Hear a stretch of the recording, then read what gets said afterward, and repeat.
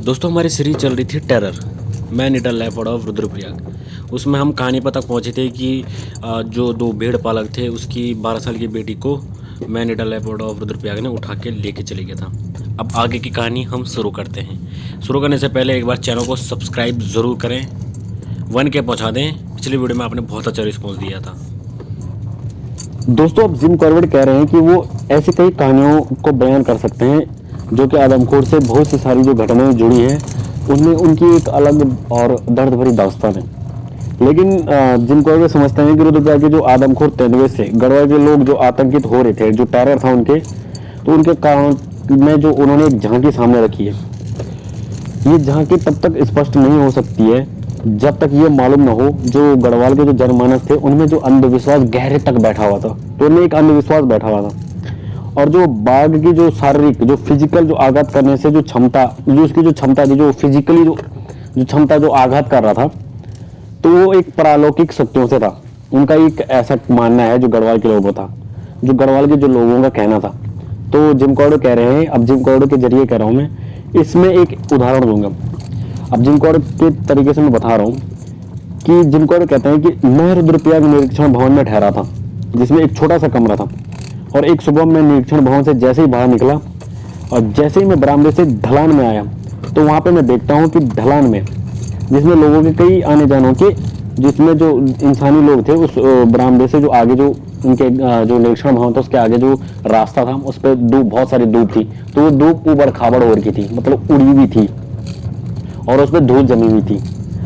और उसी धूल में जो man eater leopard of Rudraprayag था उसके पंजों के निशान थे। ये निशान बिल्कुल ताजे थे। इसका मतलब ये था कि जैसे ही मैं इसका मतलब ये था, जिम कॉर्बेट कह रहे हैं कि बाघ मेरे बाहरी, बाघ यानी कि तेंदुआ, तो गढ़वाल में लोग तेंदुए को बाघ ही कहते हैं, तो तेंदुए मेरे बाहर आने से पहले वहां से गया था, उसी धूप में से। पग मार्ग की जो दिशा थी, जो पग मार्ग की जो डायरेक्शन थी, मैं उसी डायरेक्शन का पीछा करते हुए करीब 50 गज की दूर यात्रा पर निकल चुका। जो 50 गज की जो यात्रा थी वहां तक पहुंच गया उस पग मार्ग को पीछा करते हुए। और जो वो निशान दिखाई दे रहे थे वो गुलाब राय की तरफ जाते हुए दिखाई दे रहे थे। तो पिछली शाम जो अब जिम कॉर्बेट कह रहे हैं कि पिछली शाम भेड़ बकरियों का एक झुंड सड़क से गुजरा था और उनके पांव के निशान से उस उड़ी धूल में बाघ के पग मार्गों के जो निशान थे ऐसे लग रहे थे जैसे कि ताजा बर्फ में पड़े थे। तब मैं उस नरभक्षी पंजों के निशान से काफी वाकिफ हो चुका था, तब तक जब तक रुद्रप्रयाग पहुंचे थे जिम कॉर्बेट साहब। और उनका कहना है कि जब तक वो आदमखोर के पंजों के निशानों से काफी वाकिफ हो चुके थे और बिना किसी कठिनाई के जो सैकड़ों कई बाघ थे उनके पंजों के निशान से वो जो उनके जो पग मार्ग थे उससे वो अंदाजा लगा सकते थे कि ये नर है या फिर मादा है और उसका जो साइज है वो कितना बड़ा हो सकता है। तो तब अब उनका कहना है कि जैसे मैंने इस जो मैन ईटर लेपर्ड है उसके जो पग मार्क देखे थे उस पर मैंने बहुत सावधानी पूर्वक से निरीक्षण किया और उसके बाद मैंने जो निर्णय निकाला कि वो आकार में आम किस्म के जो बाघ रहते हैं उनसे कहीं बड़े साइज का था। और इससे ये पता चला था कि वो काफी बड़े साइज का और काफी बुरा भी हो चुका है। अब जिम कॉर्बेट कह रहे हैं कि उस सुबह मैंने उस पग मार्क का पीछा किया और मैंने पाया कि कुछ ही मिनट पहले मेरे आगे, उनका कहना है कि जैसे मैं उन पगमार्कों का मैंने पीछा किया तो कुछ ही मिनट पहले आगे वो नरभक्षी तेंदुआ आगे निकला। और जो जिस सड़क में मैं चल रहा था उस पर उस सुबह के टाइम पे कोई भी ट्रेवलिंग नहीं चल रही थी। और जो सड़क थी उसके आगे कई मोड़ और खाइयां भी थी। अब आपने कभी पहाड़ की तरफ जाओ तो वहां पे बहुत सारी मोड़, सड़कों पे मोड़ रहते हैं और सड़क के किनारे खाई रहती है, ठीक है। तो मैं उनके जो पग मार्ग थे उनका पीछा करते हुए उस मैन ईटर लेपर्ड का पीछा कर रहा था, पग मार्ग के निशान की डायरेक्शन को देख के। और थोड़ी देर कुछ दूरी पे जाके मैंने देखा कि वो पग मार्ग सड़क को छोड़ के एक झाड़ियों की तरफ जा रहे थे। अब जहां पर उस तेंदुए ने अपनी जो दिशा बदली थी उस झाड़ी की तरफ, तो उसी झाड़ी के पास एक बड़ा खेत था और उसके बीच में कांटों की एक बाड़ लगी हुई थी। और जो उस खेत का जो मालिक था उसने वो बाड़ इसलिए लगा रखी थी ताकि जो भेड़ बकरी थे जो भेड़ बकरियां वो जो भेड़ पालक था वो भेड़ बकरियां रख सकता था और वहाँ पे रात भी काट सकता था उस बाढ़ के चलते। और इस झुंड का जो मालिक था वो बहुत ही रूखे स्वभाव का था और जिसके चेहरे से लगता था कि करीब 50 वर्ष का है। और 50 वर्ष से मतलब 50 वर्ष से वो जो बकरियों पे जो सामान लादने वाला जो काम होता उस दौरान भेड़ बकरियों पे सामान लादने का काम भी किया जाता था। तो ये 50 वर्ष का तजुर्बा था, उसको देख के ऐसा लग रहा था। और अब जिम कॉर्बेट कह रहे हैं कि जैसे ही मैं उस खेत के पास पहुंचा और मैंने वो कांटों की बाड़ हटाई थी और मेरे पूछने पर अब मैं जिम कॉर्बेट कह रहे हैं कि मैंने उस भेड़ पालक से पूछा कि आपने कहीं बाघ देखा है। तो अब भेड़ पालक मुझसे कह रहा है, मतलब जिम कॉर्बेट से कहते हैं कि साहिब मैंने यहाँ पर कोई बाघ आते हुए नहीं देखा। हाँ, पर इतना ज़रूर है कि जब सुबह के 4-5 बजे का टाइम था तो मेरे उसके जो भेड़ पालक के जो 2 कुत्ते थे वो भौंक रहे थे। और फिर कुछ देर बाद सड़क के ऊपर वाला जो जंगल है वहाँ से काकड़ के बोलने की आवाज़ आई और जो काकड़ बोले तो हिरन की आवाज़ आई। अब जिम कॉर्बेट कह रहे हैं कि मैंने उस बूढ़े बकरी वाले से पूछा। अब जिम कॉर्बेट कह रहे हैं कि उस मैनिटर लेपर्ड को पकड़ने के लिए उस भेड़ पालक से कह रहे हैं कि क्या आप मुझे एक बकरा आप अपने एक इन भेड़ में से अपनी एक भेड़ या बकरी कोई दे सकते हो। तो वो भेड़ पालक था, उसने कहा कि साहब आपको बकरा क्यों चाहिए। तो जिम कॉर्बेट कह रहे हैं कि मुझे ये बकरा इसलिए चाहिए ताकि मैं इस बकरे का एज अ बैट यूज़ करूँगा उस मैनिटर लेपर्ड को ललचाने के लिए। फिर उसने फिर कहा कि साहब मुझे एक सिगरेट पिला दो। और वो जैसे ही सिगरेट पीने लगा तो एक सिगरेट पीते पीते एक सड़क के किनारे एक बड़ा सा पत्थर था, उस पर जाकर बैठ गया। कुछ देर तक तो वो सिगरेट पीता रहा और कुछ देर तक मैंने उससे जो क्वेश्चन पूछा था कि भाई मुझे बकरी चाहिए। अब जिम कॉर्बेट कह रहे हैं कि कुछ देर तक तो मैंने उससे क्वेश्चन पूछा तो उसने मेरे उसका जवाब नहीं दिया। फिर उसके बाद जैसे उसने वो वाली सिगरेट खत्म की उसके बाद कुछ देर बाद उस बोलना शुरू हो गया कि साहब आपके बारे में मैंने बद्रीनाथ से नज़दीक अपने गांव में आते हुए आपके बारे में बहुत सुना है, लेकिन मुझे दुख है कि अब बेकार में इस काम से अपने घर से आए हैं।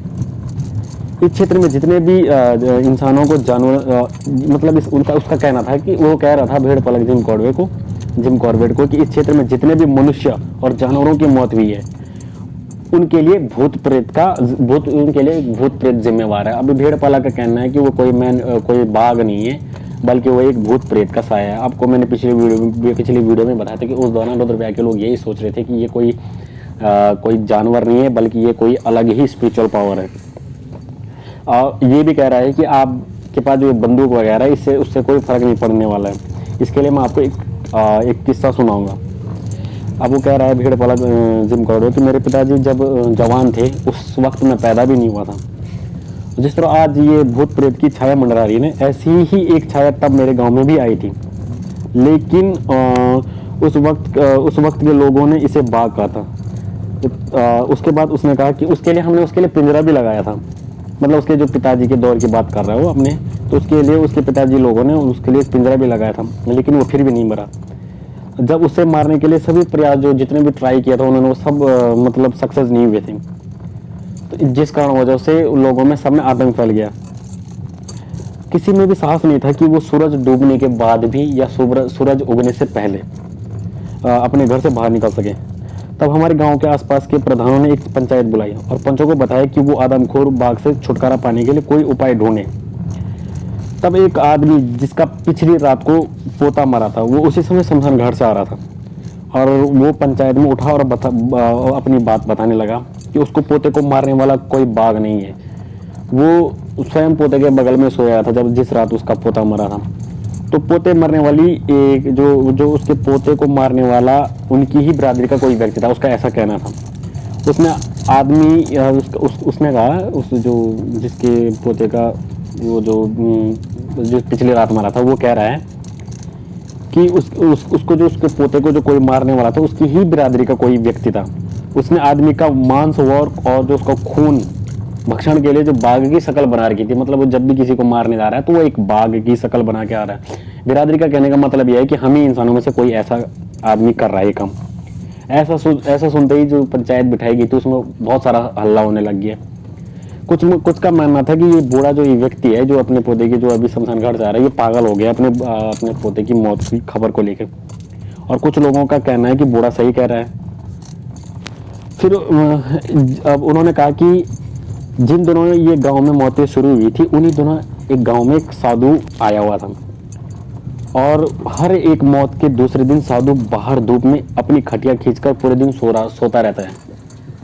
जब शोरगुल पंचायत में जब शोरगुल समाप्त हुआ तो काफ़ी बहस के बाद पंचायत ने अपना फैसला दिया कि ऐसे में तत्काल तो कोई कार्रवाई तो नहीं की जाएगी, लेकिन जो साधु है उसकी गतिविधियों पर नज़र रखी जाएगी।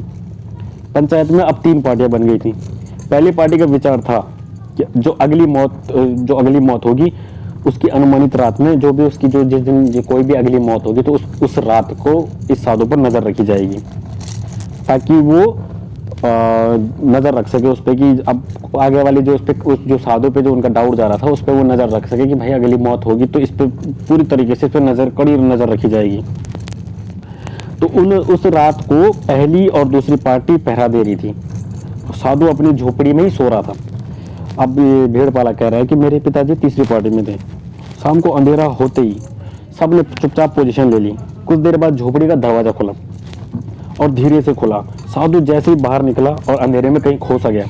कुछ घंटे बाद दूर ऊपर पहाड़ी से एक चीख आती हुई सुनाई दी साधु के जाने के बाद। उसके बाद चारों ओर शांति सी छा गई। अब भेड़पाला कह रहा है कि मेरे पिताजी की पार्टी के किसी भी व्यक्ति ने उस रात पलके तक बंद नहीं की। जैसी सुबह हुई साधु अपनी झोपड़ी की तरफ वापस आ रहा था और उसके हाथ मुंह और खून सा सना हुआ था। जब साधु झोपड़ी के अंदर चला गया और दरवाजा बंद कर दिया तो जो निगरानी करने वाली जो पार्टी थी उस पार्टी ने उस साधु के जो घर का जो दरवाजा था उसकी सांकल को खूंटी पे चढ़ा दिया। मतलब उसको उस पुराने जमाने में चटगड़ियाँ नहीं होती थी, फैंसी तरीके की चटगड़ियाँ नहीं होती, तो उस टाइम एक सांकल होती थी जिसे खूंटी पे चढ़ा देते थे, तो उसको चढ़ा दिया। और आसपास में जितनी भी सूखी घास थी उसको साधु के चारों तरफ घर के ऊपर रख दिया और जैसे ही सुबह हुआ उसकी झोपड़ी को आग लगा कर राख कर दिया। अब ये कहानी सुनाने के बाद कह रहा है भेड़पाला कि अब तक यहाँ के किसी भी साधु पर डाउट नहीं जा रहा है, लेकिन इसको छुटकारा पाने के लिए एक मात्र यही तरीका है। अगर मेरे पिताजी के समय में ये जो तरीका ही अपनाया गया है तो हमारे समय में भी अपनाया जाएगा और तब तक के लिए गढ़वाल के लोगों को सहना ही पड़ेगा। अब साधु भेड़पालक जिम कॉर्बेट से कह रहे हैं कि साहब आपने पूछा कि क्या मैं आपको बकरा बेचूंगा, तो साहब मेरा कहना है कि मैं नहीं बेचूंगा क्योंकि मेरे पास कोई बकरा बिकाऊ नहीं है। लेकिन अगर आप ये किस्सा सुनने के बाद भी आप उसके लिए एक बकरा बांधना चाहते हैं, जैसे आप बाघ कह रहे हैं, तो मैं आपको एक भेड़ उधार दूंगा। अगर वो मारी गई तो उसके मरने के बाद आप मुझे उसकी कीमत दोगे।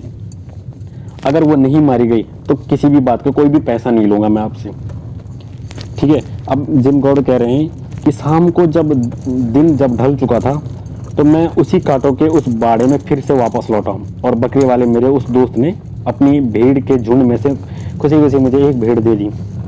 ये भेड़ मेरे विचार में, जिम कौड़ कह रहे हैं कि ये जो भेड़ थी ये मेरे विचार में इतनी बड़ी थी और इतनी तगड़ी थी कि जो वो तेंदुआ था वो 2 रात तक का भोजन इसमें आराम से कर सकता था।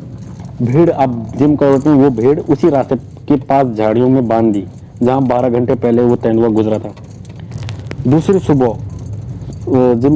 सुबह समय पर जागे। अब जिम कौड़ जैसे बंगले से बाहर निकले तो उन्हें आदमखोर नरबक्षी तेंदुआ था उसके पंजों के निशान बरामदे में बाहर जाते हुए दिखाई दे रहे थे।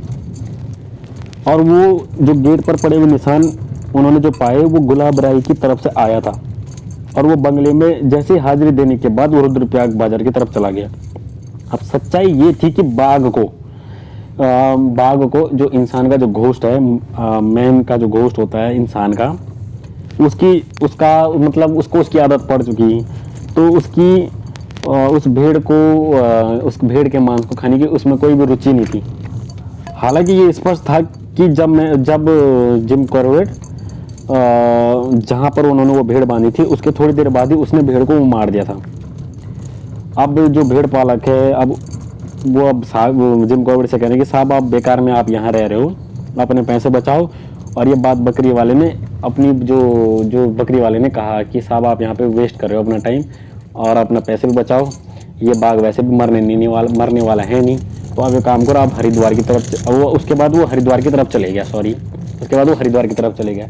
दोस्तों इसके बाद की जो स्टोरी है वो मैं अगले वीडियो के पार्ट में कवर करूंगा। अगर आपको ये वीडियो पसंद आई है तो प्लीज़ चैनल को सब्सक्राइब जरूर करें।